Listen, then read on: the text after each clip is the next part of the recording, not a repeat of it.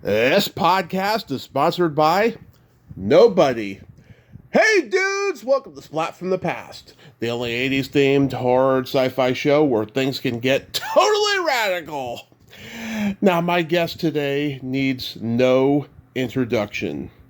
I will be talking to Illeana Douglas. Yes, the Illeana Douglas, my number one bucket list guest. Yes, you all know her from such classic films as Martin Scorsese's Goodfellas, Cape Fear, Grace of My Heart, Ghost World. The list goes on and on. And she is also now a celebrated author. She wrote her memoir, I Blame Dennis Hopper, back in 2015, and now she has a new book out, Connecticut in the Movies, where she talks about movies that were made in Connecticut. And I am so honored and excited to have her on today.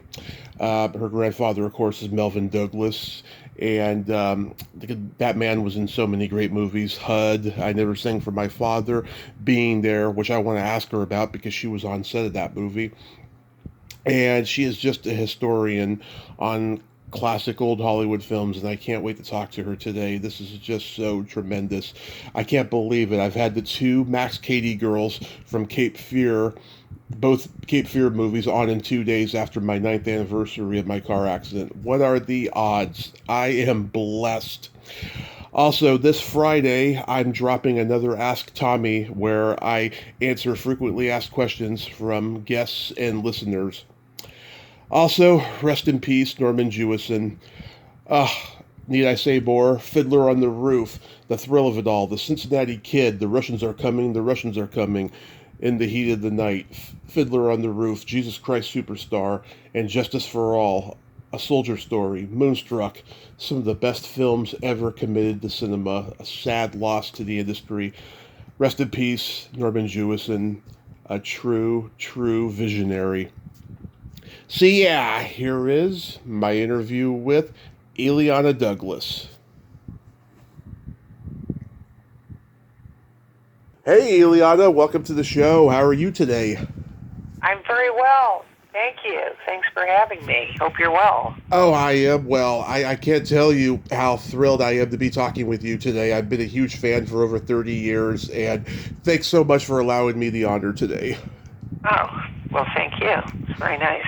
Absolutely. So let's get right into Connecticut in the Movies. What's the genesis of this book? The genesis is I'd always had this fascination with movies made in Connecticut, and yet beyond people knowing that Mystic Pizza was made in the state and Katharine Hepburn is from Connecticut, I never felt as if that Connecticut actually got its due in terms of cinema. And some of people's favorite films, they may not know were actually made in Connecticut, or some of their favorite actors, Robert Mitchum, Rosalind Russell, etc., born in Connecticut. People like Arthur Miller, Elia Kazan, working in Connecticut as artists. And so I kind of wanted to put this all together in an essay. That's how it started out. Essay about Connecticut films. And I had done at the same time, I had done an essay for this site that I'm a part of called Trailers from Hell. Joe Dante's wonderful, site where we do essays on films. Yeah. I did an essay on The Swimmer, and people really enjoyed it. And so then when COVID hit, I decided to use my time. I said, maybe I can start to write maybe a long essay about Connecticut in the movies, and discussing all these different films.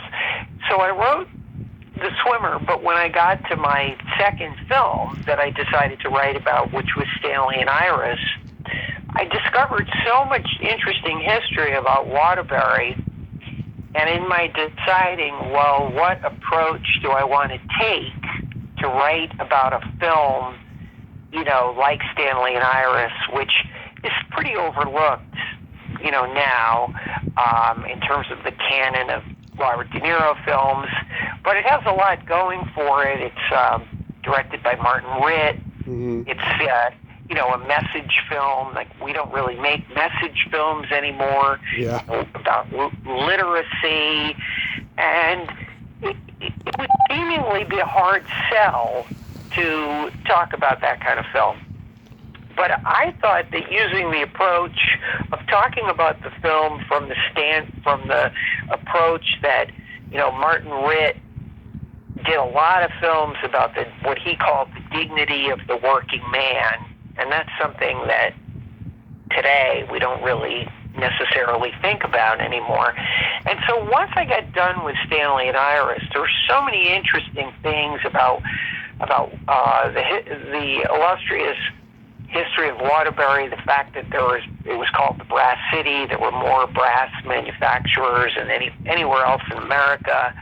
It was the headquarters for the famous clockmakers. The Mickey Mouse watch comes from Waterbury. The pocket watch was invented in Waterbury. So that's when I thought, okay, there's actually a book in here. And to me, it's a road trip through the state. It's a cinematic road trip through the state in which I could talk about both the history of Connecticut and all of these movies, but that the through line would be that was the way in to shine a light on these films that in many cases film buffs have already heard of. We know about Gentleman's Agreement, but we don't know that the setting for it is Darien, Connecticut, or Stanley and Iris is Waterbury, or Mystic Pizza. What is Mystic, Connecticut? Stonington, the history of the fishermen in that area, Eugene O'Neill and his association with New London, and that's what was really fun for me because I love road trips. So it was a way to talk about movies, but in a little bit different way, if that makes sense. Not just your classic film historian, okay, he directed this, and, these are his other movies, and here's his directing style. I thought what was fascinating, again, is to take a director who not too many people know about, Delmer Daves, talk about him, making this melodrama, Parish, which is really kind of a travelogue of Connecticut, wrote the script entirely in Connecticut, etc. So time and again, I was, writing about these movies with a completely different viewpoint, one that I don't think anybody has ever tried before. We don't really often think of the location as having an effect on the film, but I think in this particular instance, it certainly did. And then even for the films that were made in Hollywood, they were in the early 30s, they were based on an organic source, meaning that a lot of the Broadway people from the 20s and 30s that were working on Broadway were moving to Connecticut, were having country houses there. And so this influenced Hollywood, but Hollywood kind of, upped it up a notch. And then their interpretation of Connecticut became what everybody thinks of as Connecticut, a certain lifestyle, etc. And it's only blown up since then, but I found that to be interesting too. The perception that Connecticut has in film. Very few states have a very, very, outside of maybe New York, Manhattan, Los Angeles, Chicago. These are cities. Connecticut's image is an entire state. And Connecticut, we don't say, Bridgeport, New Haven, or whatever. We say, and I hear it time and again, and it always comes up in movies, when a character says he's from Connecticut or they're going to Connecticut, it always means something. Usually means, rich, upper class, elitists, things like that. But it means a lot of different things to different people, and that was fun to explore that too. So there was a lot of things that could keep me busy in one book. And then tying it all together was the challenge into a readable, fun format. Yeah, I love how you give kudos to the swimmer, because I saw that movie once about 20 years ago. I rented it from one of the last video stores we had in the Bay Area, and it was on VHS, and I had never heard the movie, and I watched it and thought, man, this is an underrated gem of a movie. Yeah. Well, that's how I saw it, was a VHS through the director, Frank Perry, when I worked for Peggy Siegel. She was a pretty famous film publicist in the late 80s in New York City. Yeah. Shared offices with him. Oh, yeah. Didn't you have like a small part in Hello Again? Yes, it was my first of many Zelig-like claims to fame. Frank, who we shared offices with, they had forgotten to cast the day player role, and he came running in the office, and he said, "You're an actress, right?" And I was literally on the phone, and I said, "Yes, Frank, I'm an actress who answers the phones." And he said, "I think I may have a part for you." And that's how, that's how I went into his office, and the next thing I knew, it was saying, he goes, "Do you think you could," he said, he just told me basically what the part was, and said, "Do you think you could yell at Shelley Long?" And I said, "I think that would be pretty easy." So that's what happened. They put me in literally 10 minutes later, I was driving with him in a car downtown. They handed me a child, and I was in the movies. I had my first part. And it was such a crazy, funny story that everybody sort of got a kick out of it. And, up to that point, I don't think anybody knew I was an actress. But it led to a friendship with Frank Perry, and then he ended up giving me VHSs of his earlier films. As you were saying, there was no way to see movies in an easy way back in those days. So he gave me a copy of The Swimmer, and I was just blown away. I just thought, what the hell is this movie? It's like a hallucination, Yeah, it's a trippy movie. But, you got all these old Hollywood gems in there, like Bringing Up Baby, in which Peter Bogdanovich's remake, What's Up, Doc, was shot in my hometown, San Francisco. Yes. You also have my first movie I ever saw, The Cannonball Run, in there. I never would have thought that would be a straight-up legit Connecticut movie. What made you want to put that one in there? I think, again, the association, I had to pick and choose movies. The book's 350 pages long. But I wanted to show Cannonball Run because, again, they did actually shoot the beginning, and it was based on, a real race that used to occur, cross-country race that started in Connecticut. I don't think anybody would have necessarily thought of that. And I think I was also thinking of the relation a little bit to Paul Newman and Lime Rock, which was another big Connecticut association that people don't talk about too much. But I thought it was a really interesting idea. That film. It was a big drive-in movie, of course. That was like a big drive-in movie when I was a kid. So it probably has to do with that too. Wow. Yeah, I'm a big horror fan, so I love that you mentioned The Last House on the Left and Friday the 13th Part 2. What is it about those movies that you personally like?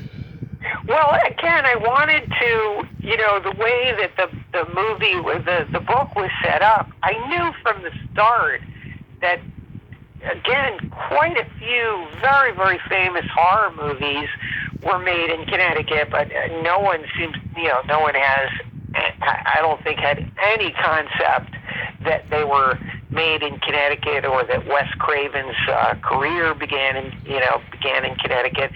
And so I knew I was going to include horror movies, but again, it was, picking and choosing.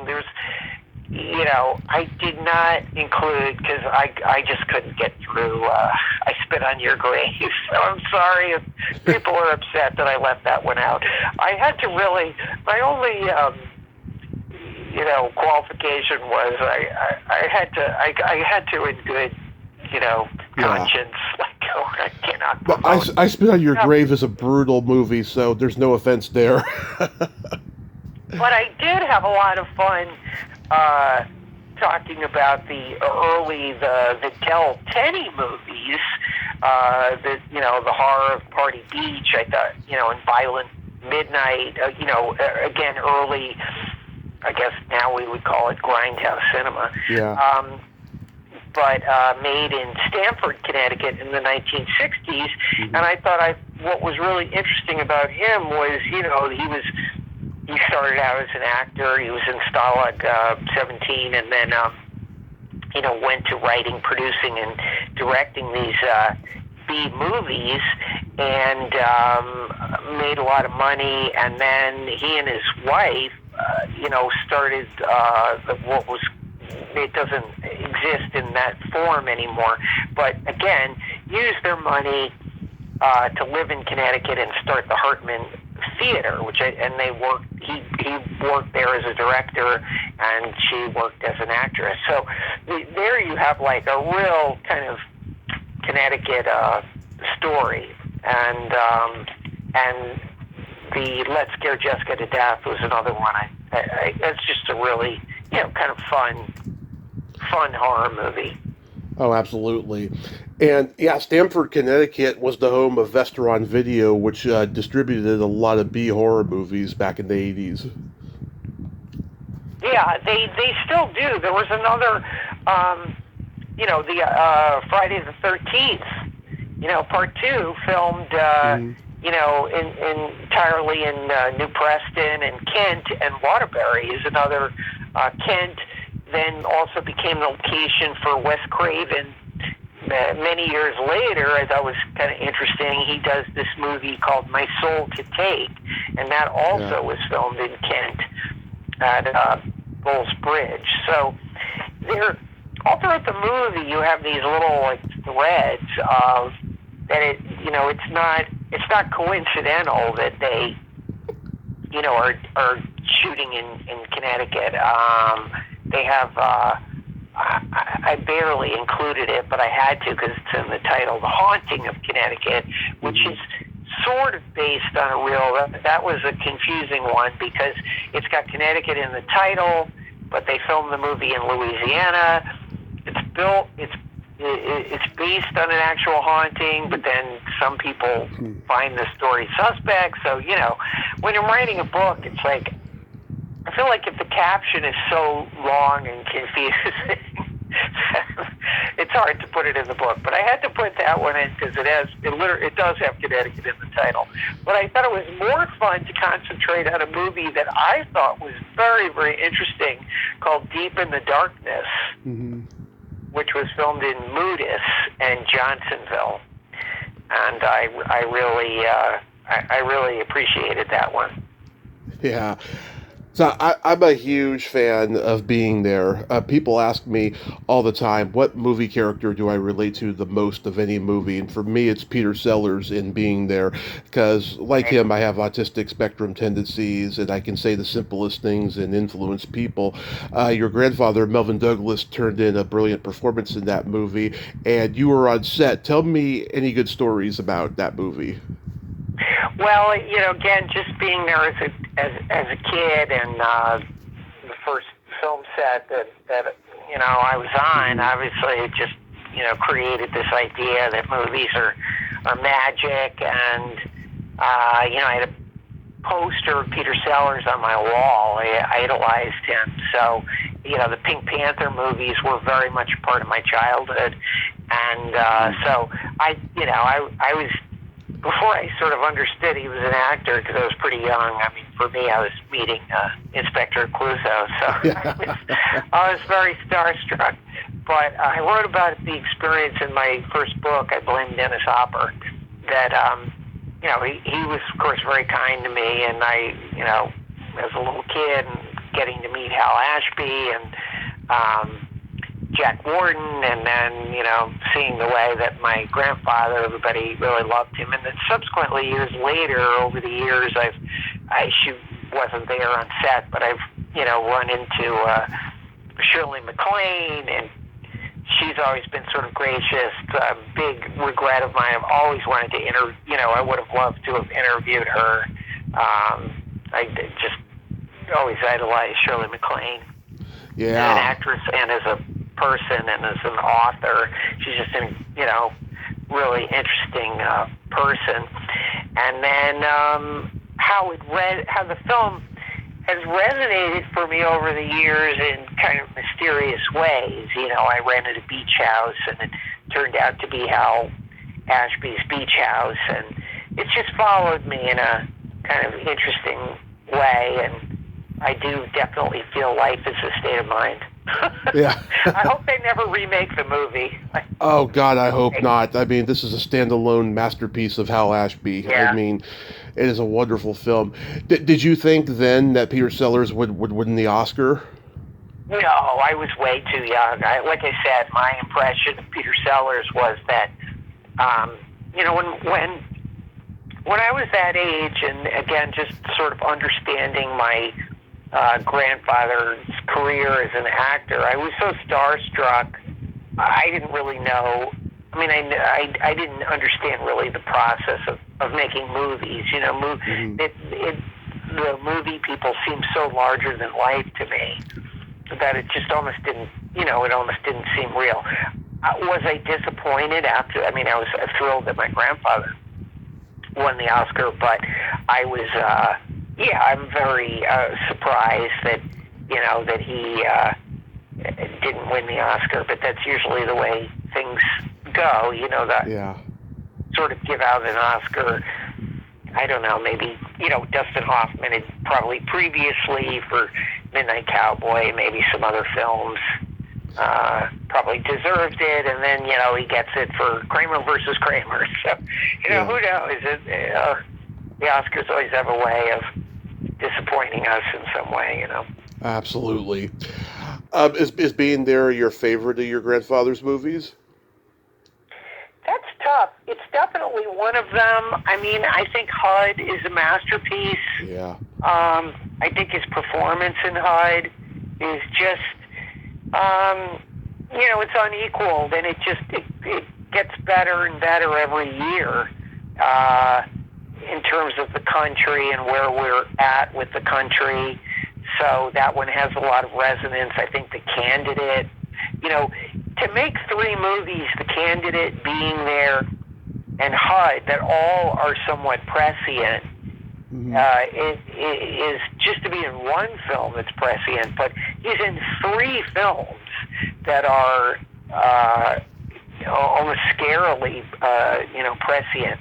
Of his older films, I think, as a comedy, Ninotchka is just, it's unequaled. It's just so funny and so witty, and it's a perfect film.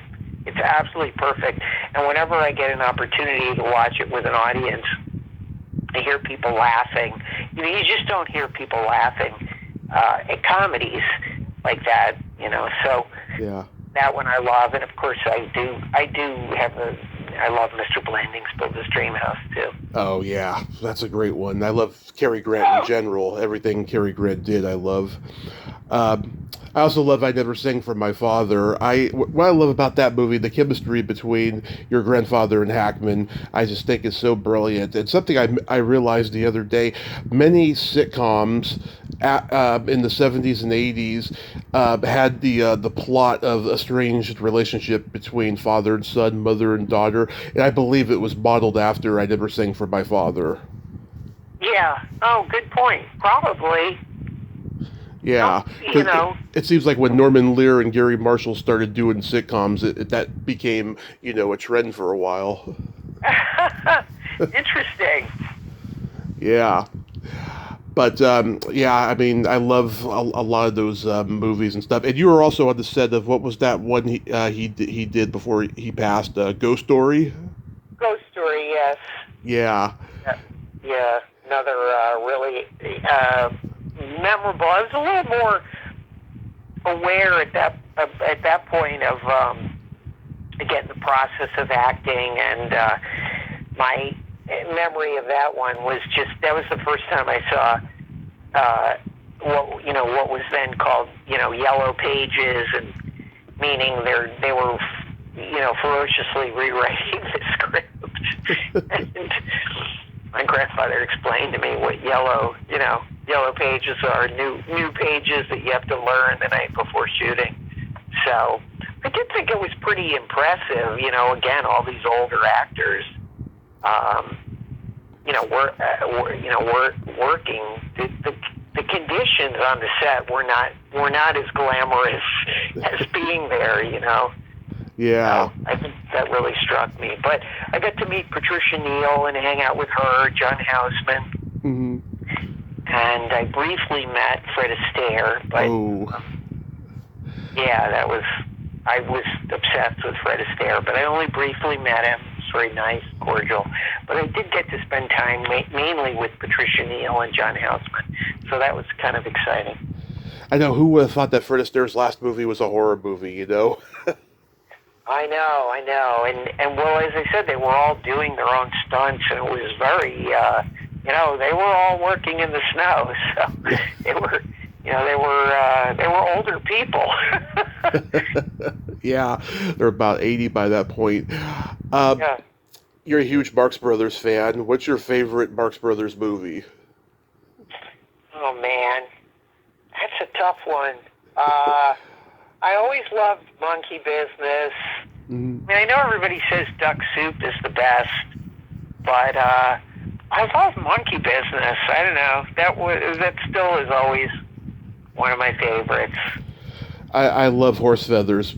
Back in those days, every comedy team had to have a football movie. Martin and Lewis had That's My Boy. The Three Stooges had Three Little Pigskins. Marx Brothers had Horse Feathers. And my favorite part is when, Groucho's the quarterback, and he looks at the center's ass and says, "Fancy meeting you here." Yeah, that was funny. And I love A Night at the Opera, too. I mean, yeah, they all sort of hold up for me. But I always thought Monkey Business has the most laughs in it. The idea that it takes place on the ship, and I like that concept. A lot of people like the Paramount movies better than the MGM ones, and I don't know, I don't see that much of a difference in them, do you? Well, I guess if you're going to be a purist, why do they think they're better? Because they're more formal or something, more money or more impressive. I don't know. Yeah. And I talked to Irving Thalberg's granddaughter last year, Deborah Thalberg, and she's very proud to be associated with the Thalberg name because of the Marx Brothers movies and stuff. Yeah. Are you a fan of the Universal monster movies? Not as much. I'm not. I mean, I'm a fan of them, of course, because they're so well done. But I'm no monster movie aficionado. I leave that to Joe Dante. Yeah. Oh, he knows. I appreciate them. Which one? Because I saw it recently for the first time. Is it? Maybe it's not Universal. The original Dr. Jekyll and Mr. Hyde with Frederick March. Oh yeah. I think that's an MGM one, if I'm not mistaken. But man, that was so good. I thought so. I mean, and I love the other one, this Spencer Tracy. But man, I thought I love Frederick March. I thought that was excellent. Actually, no, that was actually Paramount. The one with Spencer Tracy was MGM. Yeah, I mean, it's scary. I'm surprised no one has done a newer one recently, because that was one of the old horror movies that would just get remade over and over and parodied and all of that stuff. Yeah. Yeah. We lost Norman Jewison yesterday. What are your favorite Jewison movies? Well, that's very sad for me too, because I have again, very much like Frank Perry, I never worked as an actress for Norman Jewison, but when again, in my stint working in publicity, we did Moonstruck, and so I got to, be with him and a lot of the,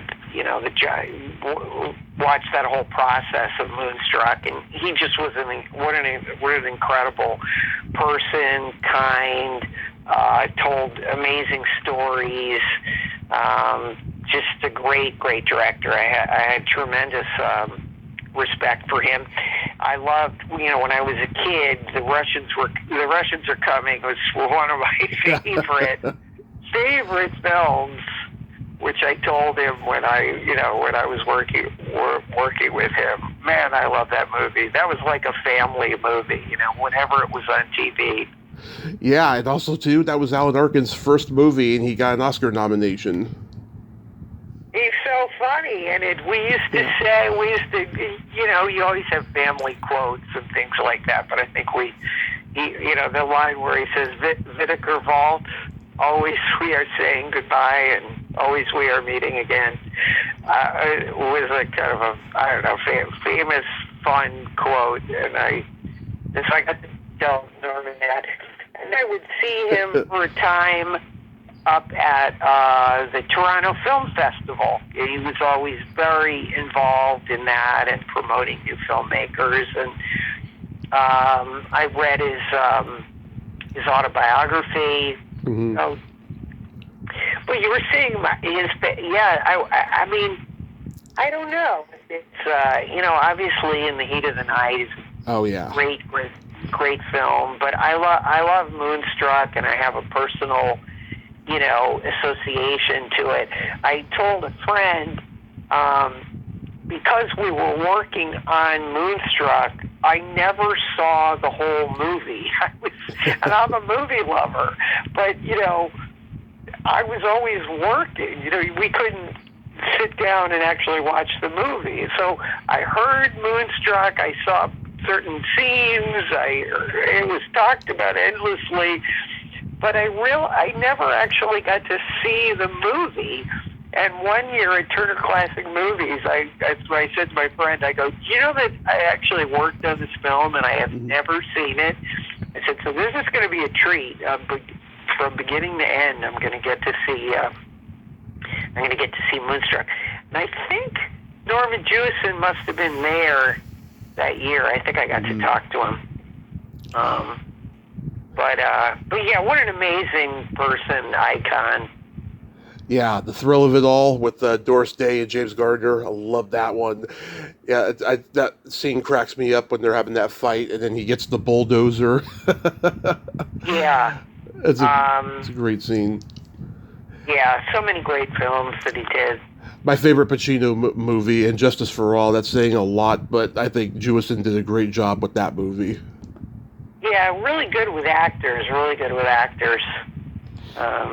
Yeah. Wish I could have worked with. Subsequently, after we're doing publicity, I did audition for him for one movie, and he kept telling me I wasn't right for the part. And told me I was too tall for the leading man. So I just remember I was telling some of that story yesterday, and I was like, I said he stood eye to eye with me and said, "How tall are you?" And I kept trying to shrink. Because you're too tall. You're too tall to play opposite him. How tall are you? I mean, I'm not that tall. Like, I'm, 5'8.5" is not that tall. Oh, okay. I guess the actor is probably pretty short. Yeah. Who knows? It's amazing how many actors in Hollywood are actually pretty little, but they look larger than life when they're on screen, Yes, yeah. But it was hard. I wrote about this a little bit in my book. I was working, in an office helping out doing publicity. But, I had aspirations to be an actor. But I also thought I had aspirations to maybe also write and direct. And so subsequently, there were people that I worked with on the films, that, again, you would never tell them you were an actor because, then they wouldn't want to work with you, They'd think, oh, she's always going to be wanting a job. So subsequently, couple times when that happened where there were people that I was working for, and then I would come in and audition. I just felt like, from the gate, they weren't going to accept me as an actor because they had already, they'd seen me as, working for them and getting coffee and stuff like that. So it's hard. It was very hard to convince, Norman Jewison that I was an actor. But I was telling someone yesterday, I said, I felt like he was a little tough on me in the audition, but I still loved him. The first time I saw you was in the Cape Fear remake. I love Scorsese's version as much as the original, and it's funny because yesterday I interviewed Barry Chase. I have the two Max Cady girls in 2 days. It's just like, what are the odds? And I gotta say, I worked in the bar business 7 years, and I have never seen someone play a drunk person as well as you did. And I'm a huge fan of Foster Brooks, but you were authentic. I'm curious to know, how did you get to that place in those scenes? I hate to keep saying I wrote about this in my book, but I wrote about it in my book. Luckily, that was classic training. That was acting training. Sometimes you get to do things in movies and it's pretty close to you and you know the scene and you just listen and answer and it goes from there. And that was a scene where you would in actor speak, I had to do an emotional preparation, which from school I wasn't even particularly good at. We used to delineate between two things. One was having what they called an independent activity, and one was an emotional preparation. I was always better at activities rather than preparation. But that was an instance where I had to really okay, you got to figure out how to be drunk in the scene. And luckily it worked, but the only way it did work was by sustaining that personality from rehearsal all the way, all day, all this, throughout the scene, etc.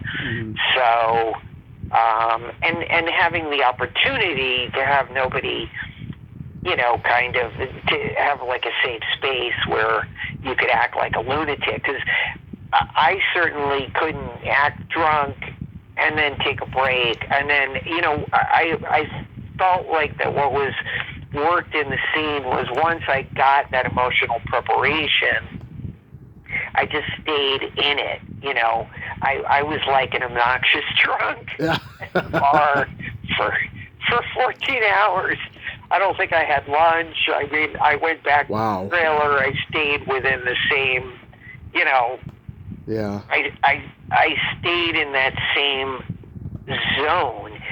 As you get older and you do more and more movies, I think you can modulate those things a little bit more and go in and go out.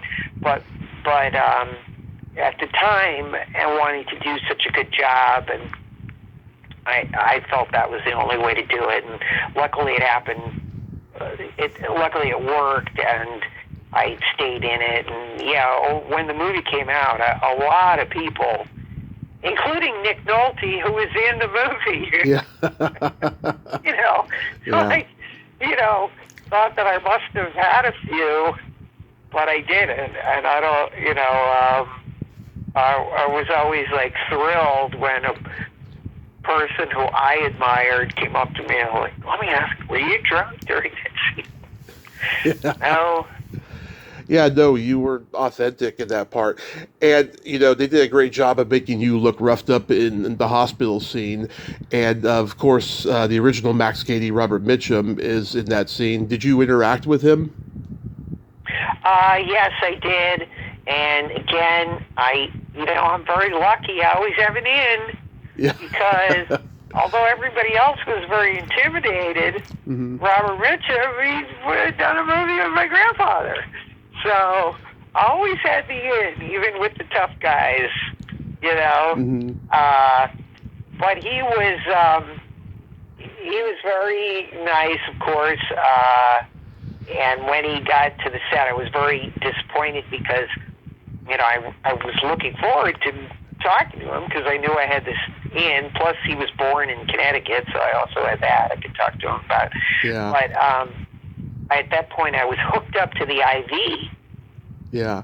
And they couldn't unhook me. It was not a real IV, obviously, but whatever the props were, for whatever reason, I don't know, like I was in my hospital gown, and it was, lunch, and they were all in the other room, and various people had come, because Robert Mitchum was going to be there, and so he's in the other room, and they're all telling stories.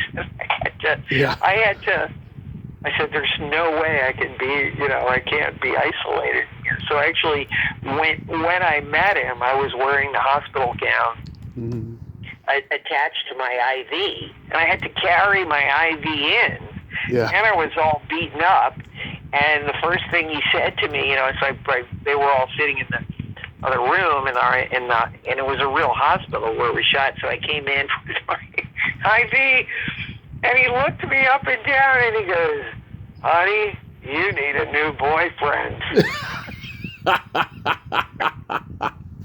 So I was like, thank you. Got a great Robert Mitchum quote.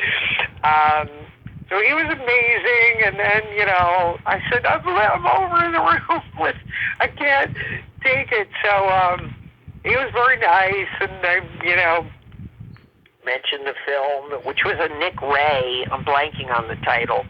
It's not a very good film, but it was a Nick Ray film that he was in with my grandfather, and I have a photograph. I said I have a photograph of it in my office, etc.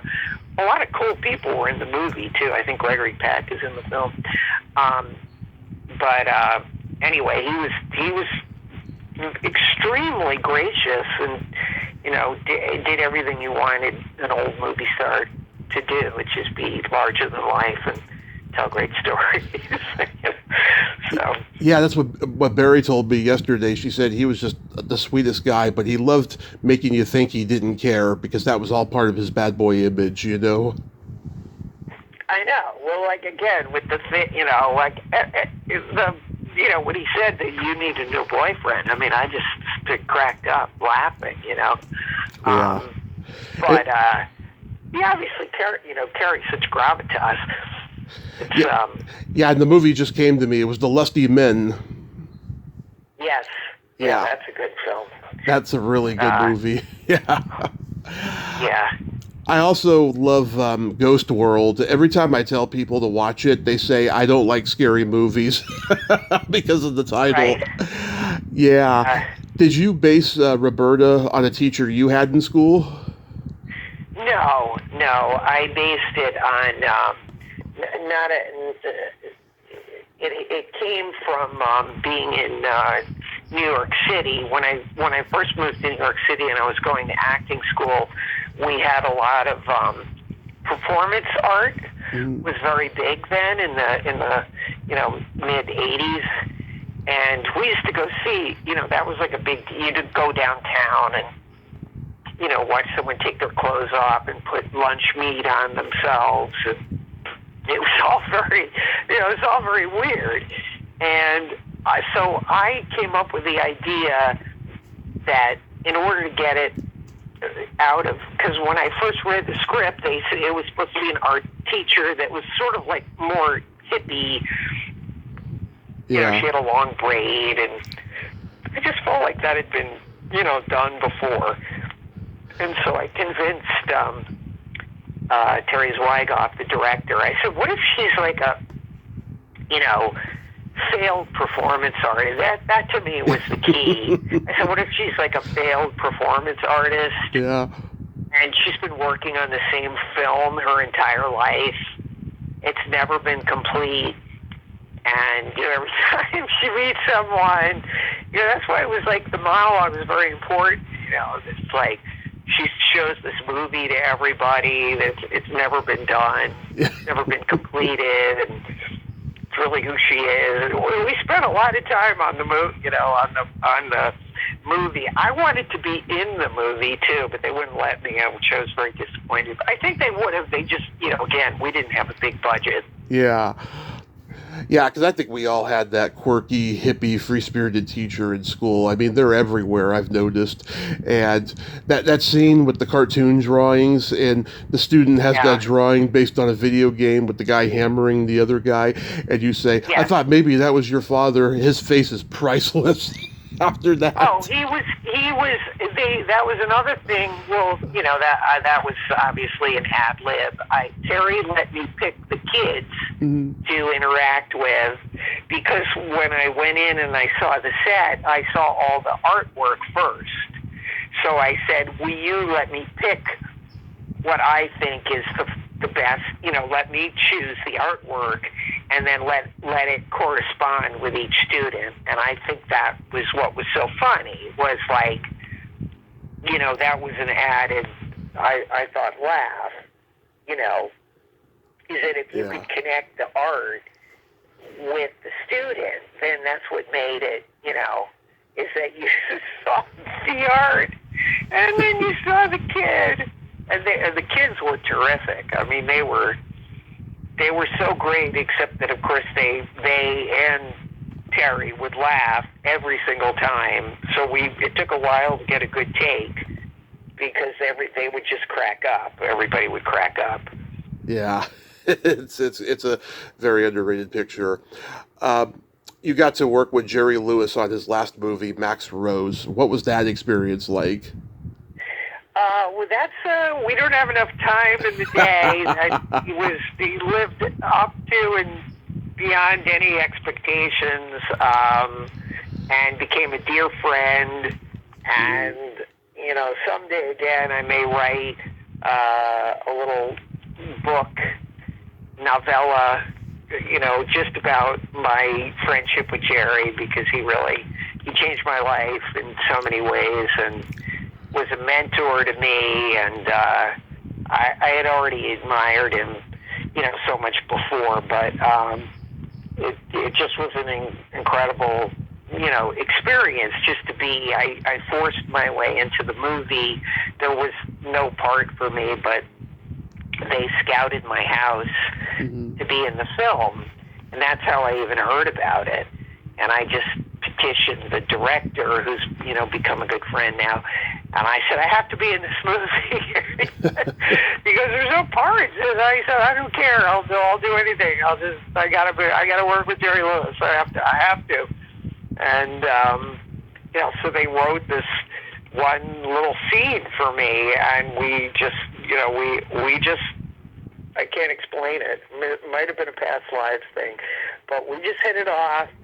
I just loved Jerry. He was, funny, and was everything I wanted him, to be. So, yeah, he was terrific. And I think of him, of course, every day, and it's a shame he doesn't quite, get what I consider the respect he deserves. But I suppose there's a lot of people like that in show business. That's what film nerds are for. Yeah, I mean, I worshipped him when I was 8, 9, 10, 11 years old. His movies would play on our local UHF station while I was in school. So my parents would tape them while I was at school. And as soon as I got home, my Italian nonna, she would make me homemade French fries. And so I got to have homemade French fries and Jerry Lewis movies. It was the life, wow. I'll tell you. Yeah, well, I think so. Yeah, he's so much a part of everybody's childhood. I remember... the movie, I told him, because he asked me what was my favorite movie of his, and I said, it's got to be The Ladies' Man, because I said, I think that's the first time I ever saw him in a movie, was The Ladies' Man. And then I liked Artists and Models. I liked all the ones that had music in it. And that was before Nutty Professor. But I always, I like Cinderfella.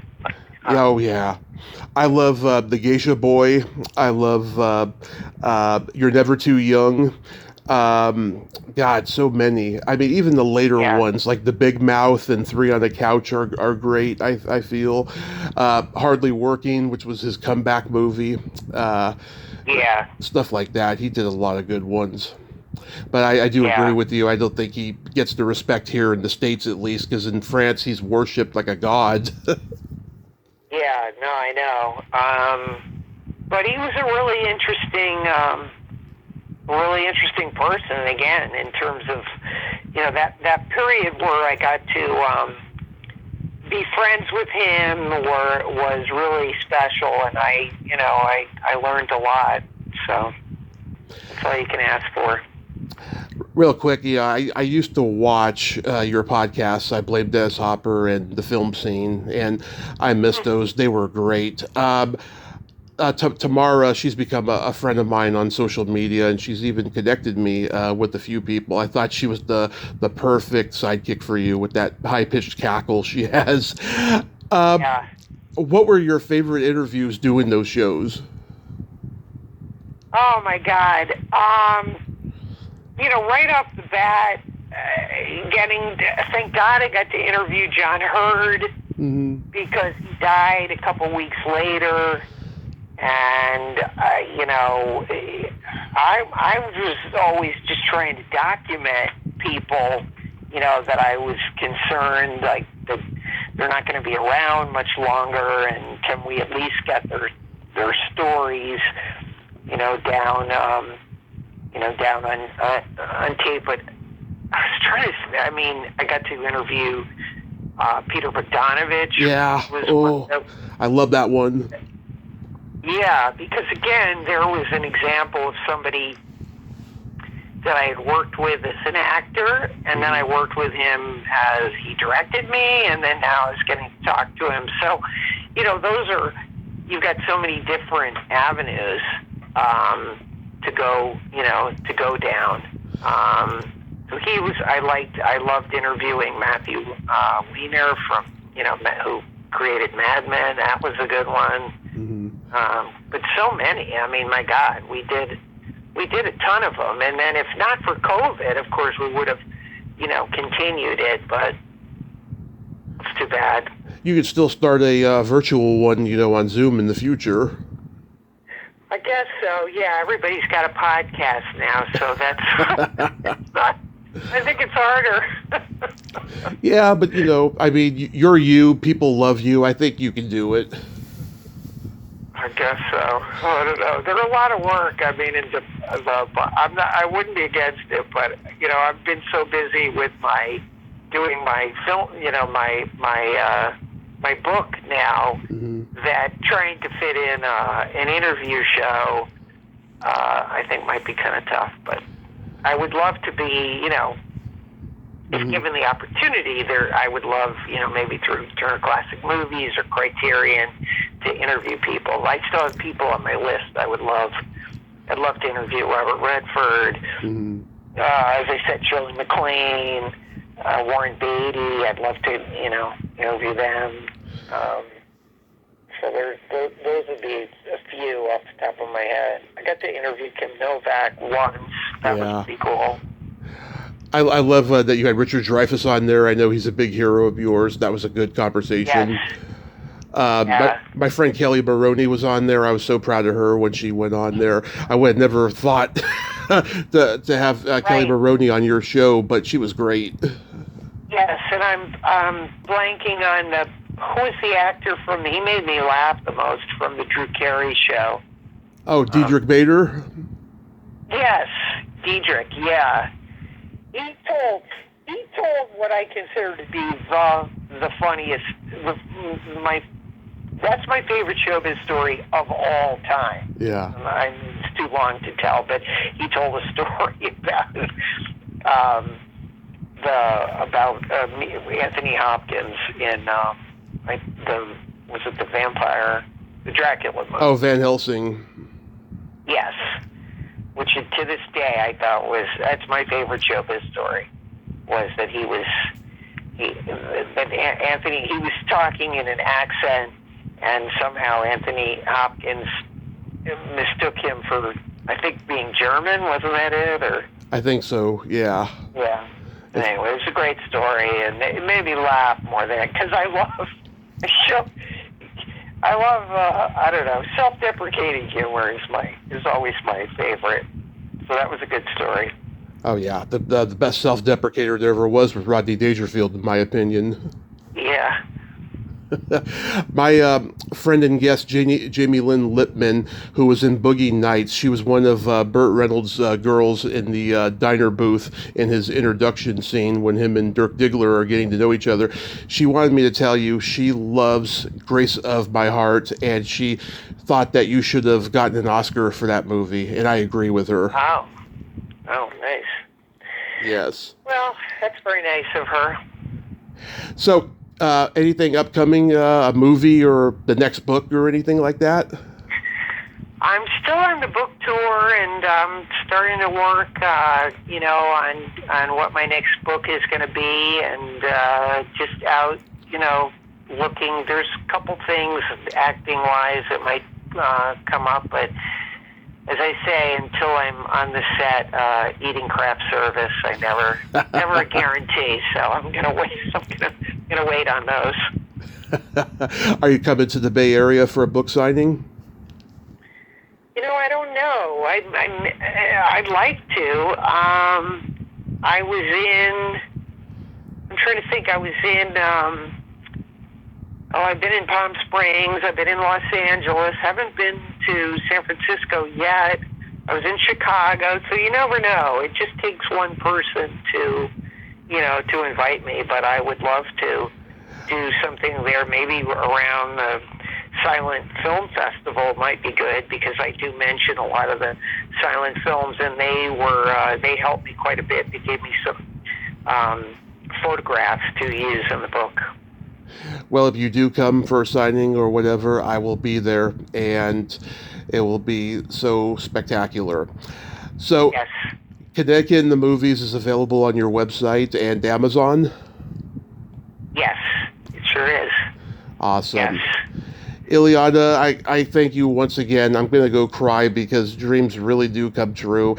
And like I said, I do hope I get to meet you in person, and you have a fan for life in me. You're still gorgeous, by the way. And I thank you so much, and be safe out there in Connecticut. Oh, thanks. Thank you so much. Have a great day. You too. Bye-bye. Okay, bye. Well, there you have it. Illeana Douglas, ain't you a sweetheart? Oh, what a great lady, huh? I was just in awe the whole time, just listening to her speak and all of that stuff, I hope she was cool with, me, nerding out on her acting roles, because I just love her so much. I think I chose the best ones, though, out of the selection, because those are the ones I love her in the most, of anything, Cape Fear, Ghost World. Well, until next time, this is Tommy Throwback Kovac saying there's no shame in living in the past, because the present sucks. Later, dudes!